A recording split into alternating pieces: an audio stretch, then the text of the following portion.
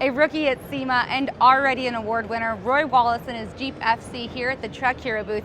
I'm Katie Osborne and I cannot wait to dive into this vehicle. Already the eyeballs around it has been insane. Congratulations. Well, thank you very much. Yeah, it's been crazy. Like you said, my first year here, and just people walking by and stopping in the aisles and the comments, it's just been fantastic. What was the base model here?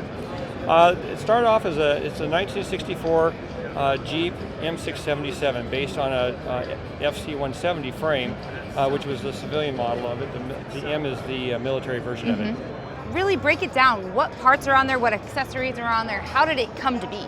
We put in a crate motor small block Chevy 350 throttle body injected. And then behind that we got the 700 R4 transmission. I picked that transmission because I like the fact that it has an overdrive and also a low first gear. So for off-roading, that's an awesome way to go. Makes a lot of sense, totally. Yeah, then following behind that we got the 208 transfer case, also Chevy. Then dropping down to that we went into the Dana 60s, which we touched on. That's got the 48 gears and a positive traction, both front and rear. And then on the wheels we went to 38-inch tires on there with some really nice race line wheels and Falcon tires with the Rampage bumpers on there, and then going down the sides we have the nice amp researched PowerSteps on there. And then on the back we also used a Rampage bumper. We modified it back there. We also added a swing out tire carrier. Up on the top we added the rooftop tent.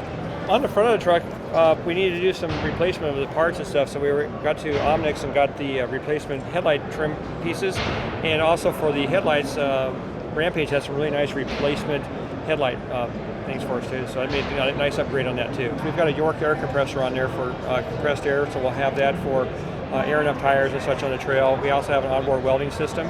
So the truck's been built more for I don't want to say a recovery rig, but if we're out on the trail with our Jeep Club and somebody breaks down, we want to be able to take care of it on the trail, that type of thing. You said you're not afraid to dirty this thing up. Where do you think you actually are going to take it?